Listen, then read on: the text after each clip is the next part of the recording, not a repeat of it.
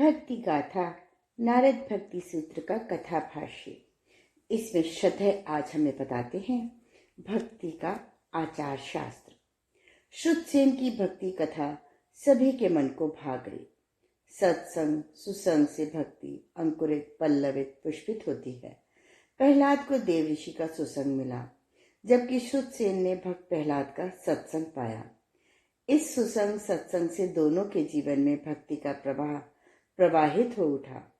ऐसा पावन प्रवाह जिसमें जीवन के सभी कषाय कल्मश, सांसारिक भावनाएं एवं उसके संस्कार बह गए। बची रह गई तो केवल शुद्ध भावनाएं व भगवान का पावन नाम स्मरण। भक्त प्रहलाद की कथा तो प्रायः सभी पुराणाचार्यों ने अपने अनूठे अंदाज में कही है। हाँ, श्रुतसेन की कथा अभी तक केवल देव ऋषि नारद की स्मृति कोश में सुरक्षित थी, जिसे उन्होंने इन क्षणों में कहा और इसे सभी ने सुना। सुनने के बाद सबने सत्संग की महिमा गुनी और गाई। इसे सुनते सुनते महर्षि पुलह तो पुलकित हो गए। वे भाव विभोर हुए और बोल उठे, भक्ति, भक्त और भगवान धन्य है और धन्य है उनकी कथा गाथा। इतना कहकर वे चुप हो गए। हालांकि उनके चेहरे के भावों से लग रहा था कि अभी वे कुछ और भी कहना चाहते हैं। इसे देखकर महर्षि क्रतु ने उनसे कहा, आप कुछ और बोले महर्षि, आपकी बातें आशीर्वचन की तरह हैं।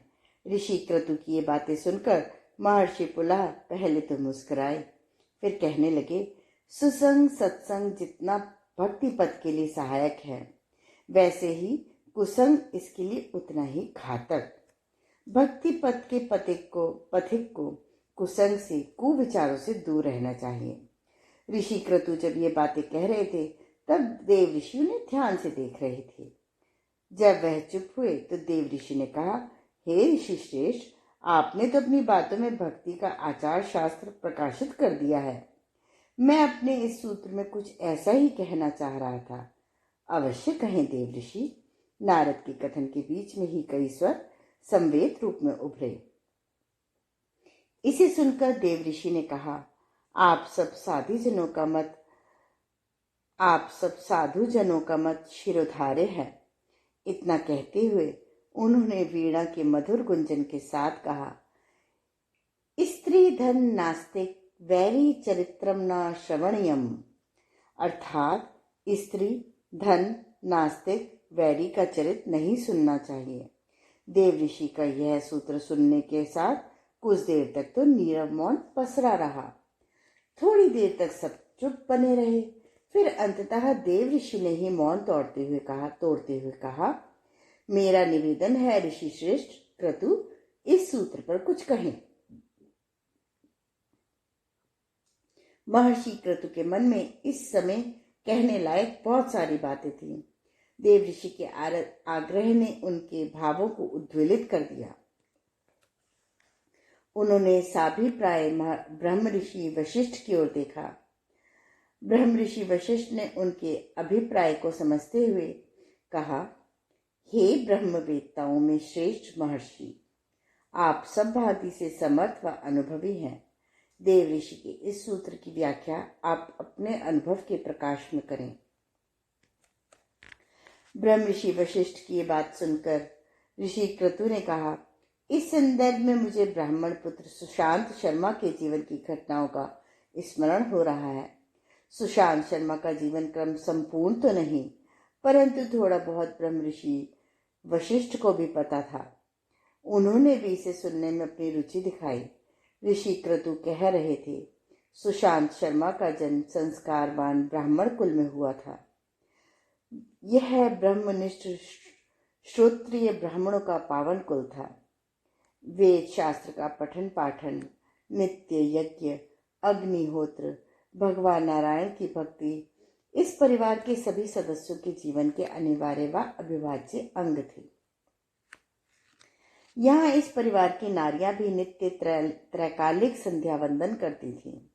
परिवार के सभी सदस्य, यहाँ तक कि पालतू पशु भी एकादशी के दिन निराहार रहा करते थे।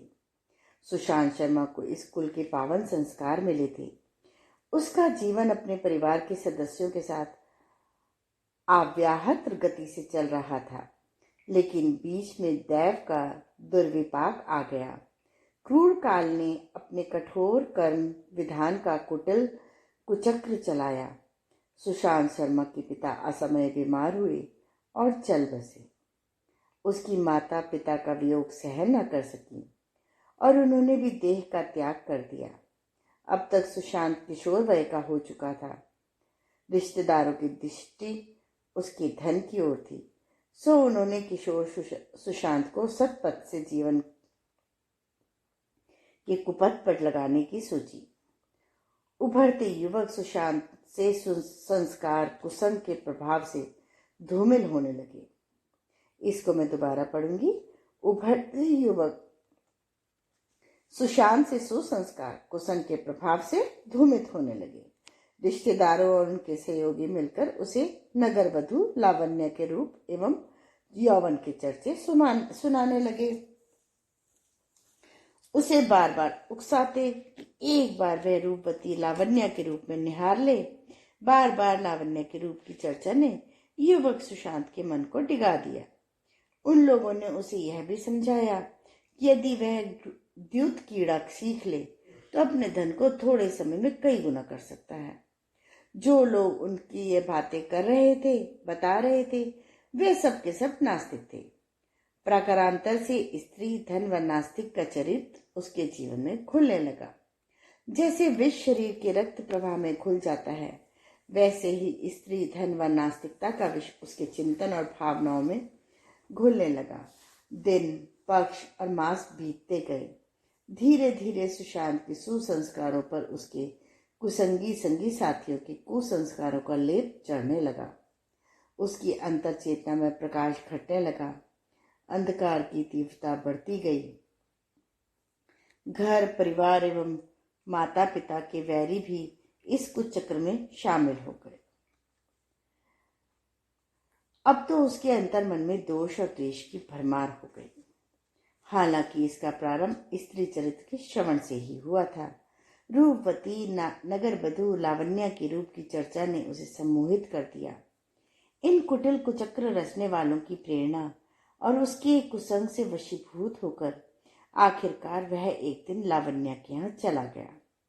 बस फिर क्या, कुसंग का विष तीव्र गति से तीव्रतर होता चला गया। धन की लालसा ने उसे द्युत की ओर मोड़ दिया।